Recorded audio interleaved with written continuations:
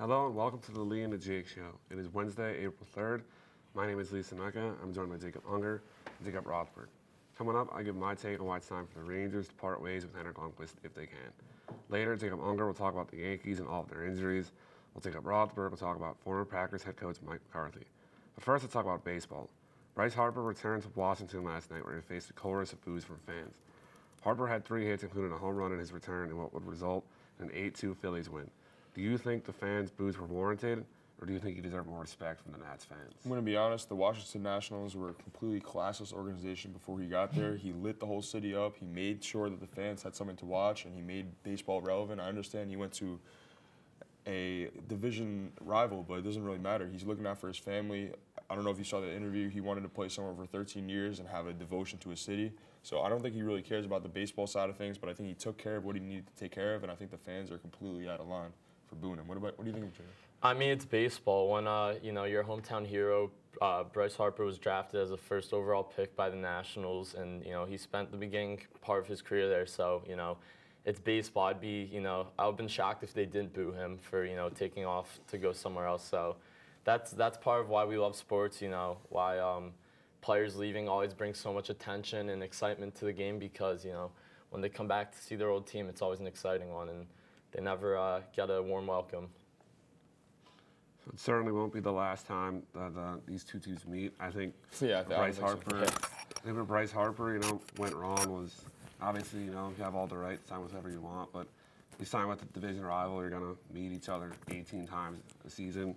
So the Nats fans will have plenty of time to boo Bryce Harper. But it's a painful thing to say, but the Rangers should find a way to move goaltender Henrik Lundqvist, both for his sake and for the Rangers. Let me start by saying in no way am I blaming Lundqvist for the Rangers' struggles. Lundqvist stood on his head since his arrival in the 2005-06 season, winning games the Rangers had no business winning. But this is different. Lundqvist and the Rangers are in unfamiliar territory. Lundqvist is still an above-average goaltender, but is now 37 years old, and his window to the Stanley Cup is closing fast. It's practically guaranteed he won't win the Cup with the Rangers as they are in rebuild mode. And yet Lundqvist refused to leave. Loyalty does not often exist in sports. Loyalty is often from fans of the teams they support, but players are essentially passing through. Not in the case of Lundqvist. He wants to see it out with the Rangers. Now we have a strange scenario in which a player who carried a team on his back for years refused to waive his no-trade clause and accept the trade elsewhere.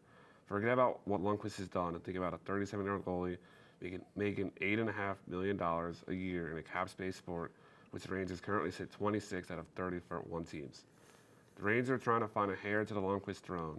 It recently came out that Lundqvist went to the Rangers head coach David Quinn and told him the Rangers' backup netminder, Alexander Georgiev, deserves to start over him. Unfortunately, even if the Rangers convinced Lundqvist to accept the trade in the offseason, it'd be hard-pressed to find teams to take on that contract. Ranger fans should be thankful for all Lundqvist gave the Rangers, oftentimes carrying the Rangers on his back, while his defensemen around him are questionable at best. Seeing Lundqvist move to a different team would hurt after all he's done for the Rangers organization, but it's what's best for both parties. So for whatever reason the team wants him in the offseason, the Rangers should let him go.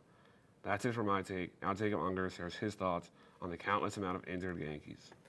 The injury bug has hit the Bronx, and the Yankees' depth will be tested nice and early this season. To begin the season, the Yankees already start off with pitchers Luis Severino, CC Sabathia, and Dellin Betances being hurt, and have shortstop Didi Gregorius and outfielders Aaron Hicks and Jacoby Ellsbury on the IR as well. All it took was 1 week into the season to lose sluggers and top hitters on the team, Giancarlo Stanton and Miguel Andujar, to find their way to the injury list as well. Stanton is coming off his first year in New York, where the former MVP of Miami had a very average season at best, which is not what he expects coming off MVP years in Miami. Stanton was diagnosed with the left bicep strain after taking a swing that he ultimately fell out of discomfort at the end of it and thought it was only a cramp, so he decided to finish out the game, which probably made the injury a little bit worse. The Yankees are hopeful that Stanton should be back near the end of the month, but with injuries like that, it's always tough to tell. As for Andujar, last year's Rookie of the Year runner-up, it's a wait-and-see mode for his diagnosis, as he had a labrum tear. The rising star has said himself he would like to try physical therapy and do a natural recovery before opting to go under a knife, because that would end his season and it would be year 2 in the drain with no progress, nothing added to it. Andujar's rookie year beat everyone's expectations as he hit 27 home runs, 92 RBIs, and a batting average of .297, and as well as leading all rookies in extra base hits. Now the Yankees need to replace these two talented hitters and get a starter at left field and third base. To compensate for Andujar, Tyler Wade was called up from AAA to be the utility player off the bench, making DJ LeMahieu the starter at third base. As for left field, top prospect Clint Frazier was called up, but he will be interesting as he's coming off a year full of concussions and not playing much. Frazier and recently traded Mike Tauchman are more than capable of filling the MLB spot in the outfield, but they don't have too much experience, so it's tough to trust them fully just yet. The Yankees have the pieces to make temporary fill-ins, but being in the same division as a team like the Boston Red Sox is important to be as healthy as you can as soon as possible because they're a lot more talented when the Yankees have AAA players filling in starting spots. But that's baseball. Injuries are going to happen, and in a division like the AL East, it's going to be playing catch-up with a team like the Red Sox. So that's all I got. Jake, what happened to Coach McCarthy and the Packers? Where did that fallout come from? Just to give a note, I do like DJ LeMahieu. He's one of my favorite players in the league. But once again, we see that the NFL is just a business and it's not a relationship coordination, as former Green Bay Packers head coach Mike McCarthy went into the 2018 season with the understanding that a second straight year without the playoffs might impact his future. In his first interview since he was fired, with 4 games left in his 13th season with the Packers, McCarthy told ESPN's Rob Dvorsky that he did not see it coming when team president Mark Murphy called him into his office after December's loss to the Arizona Cardinals, where he was eventually fired. McCarthy told Rob, "The situation couldn't have been handled any worse. Anytime you lose a close game, it's a difficult time emotionally afterward, but when you lose a home game at Lambeau Field in December is really hard, and that hasn't happened very often."